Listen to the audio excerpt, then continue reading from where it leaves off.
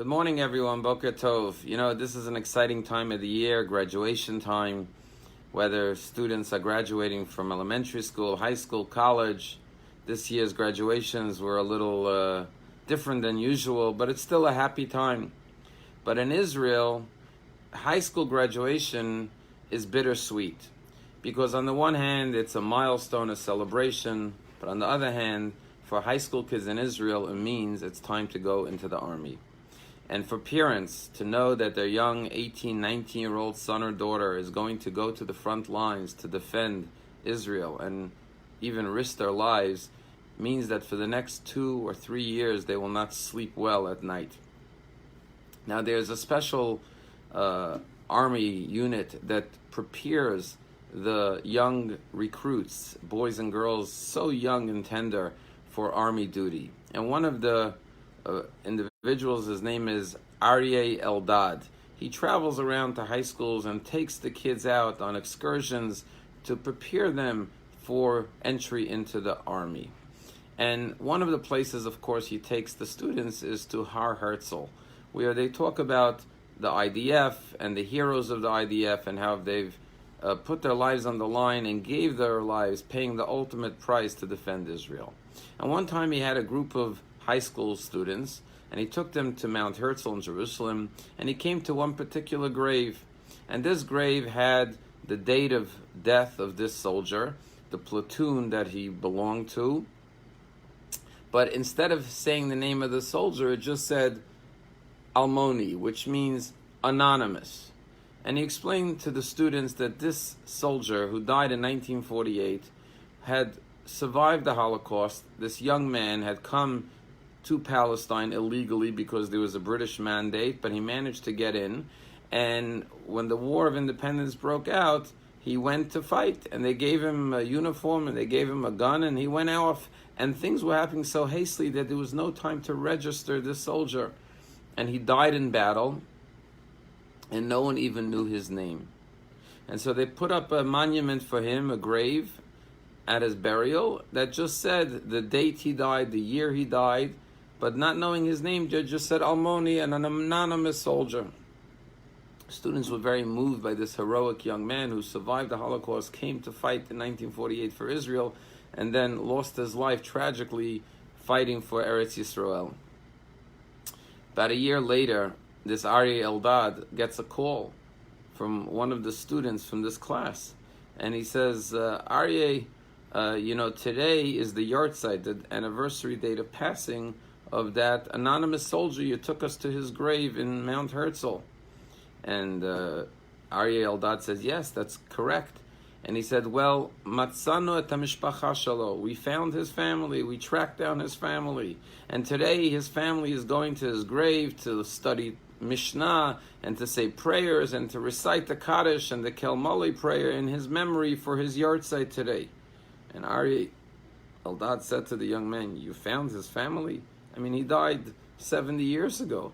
No one knows his name. How would you possibly found his family? Israeli intelligence couldn't find his family.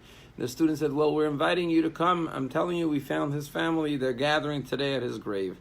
Aryeh Eldad couldn't resist the curiosity, and so he traveled to Mount Herzl. And sure enough, when he arrived there, he saw the entire high school class that he had taken to the grave about a year ago. And they looked at him and they said, Matzanu et hamishpacha shelo. We found his family. Anachnu hamishpacha shelo. We are this soldier's family. Jewish unity has always been the bedrock, the foundation, the core of Jewish existence and survival. This week's Torah portion, Shalach, tragically talks about the saddest episode in the entire Torah, the one that condemned the Jewish people to have to wander 40 years in the desert. And the question is, why was this worse than even the golden calf, which didn't bring about such a harsh punishment of having to wander for 40 years? And the answer is because the greatest sin is when the Jewish people are fractured and divided. When the spies came back and 10 spies said, we can't go to Israel. It's a Eretz Ochelos Yoshveh. It's a land that devours its inhabitants. And the 2 good spies, Yeshua and Kalev, said, no, Tov Eretz Mod. It's a wonderful land. We can go. And suddenly there was unrest and anarchy and infighting and quarreling and weeping. God said, this nation cannot go forward. And our rabbis say, Vayifku balayla hahu, they wept on that night, the night the spies returned. Instead of being grateful for the miracles and having hope and faith and optimism, they wept and cried in vain. Our rabbi said it became a permanent day of weeping for the Jewish people. And Tisha B'Av, which sadly we commemorate every summer just in a few months from now, is the same date that the spies came back. Because when the Jews are divided, they fall. As I believe Abraham Lincoln said, a house that's divided cannot stand. We need to be united as a Jewish people. And this is also true as a nation. You know, one of the most beautiful teachings in the Talmud says that why did God begin the creation of civilization, of mankind, with one man and one woman, with Adam and Eve? And our rabbis say that the reason God started with one couple, not a population, just like he did populations of animals and fish and birds, but he started with just one man and one woman, is so that throughout all of human history, no human being can say, I am greater than you.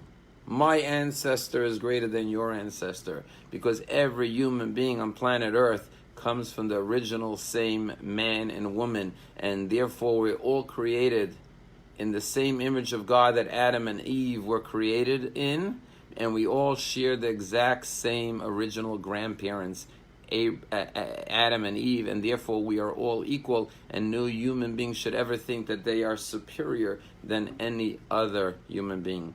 You know, we're going through racial division now in America as we witness the tragic murder of an innocent black man. Maybe he committed a petty crime, but he did not deserve to die for $20. And we watched how brutally a police officer kept his knee on his neck for 8 minutes and 46 seconds as the man was gasping for breath. Now the Talmud says something very interesting. The Talmud says God is always magdim refuah lemaka. God always introduces the cure before the illness. You know, in medical research, they always say we're searching for the cure, which implies that the cure already exists. It's just a matter of discovering it. Because there's an assumption that God would not introduce an illness, which is a Jewish thought, if he did not already prepare the remedy in advance. And when we think about how, as a world, we went through a pandemic that we're still struggling with till today, and this pandemic was the precursor to the racial unrest in America, perhaps I was thinking the pandemic was the prelude and the antidote to the prejudice that we're experiencing now. Because the pandemic taught us that we're all the same. The disease, the virus knows no boundaries. It doesn't differentiate between cultures, civilizations, countries, nations, races, color, creed. We were all attacked equally worldwide by the same virus, which made us realize we're all in this together. We're all human beings. We're all susceptible to the same virus. And this was a unifying idea that it doesn't matter where in the world you live, what religion, what ideology, what party you belong to. We're all one. We face the same challenges. And suddenly we have prejudice in America, which suddenly makes us feel divided from one another. And perhaps the lesson of the pandemic has to teach us now what the answer to this prejudice is. We have to remember that we all come, as the Mishnah says, from the same first human beings. Adam and Eve, we share the same ancestors who were both created by the same one God. And therefore, as it says in the Constitution, all men are created equal and we all have the same rights. And that is what we have to learn now during these days. In 1980, the United States won the Olympic gold medal against Russia.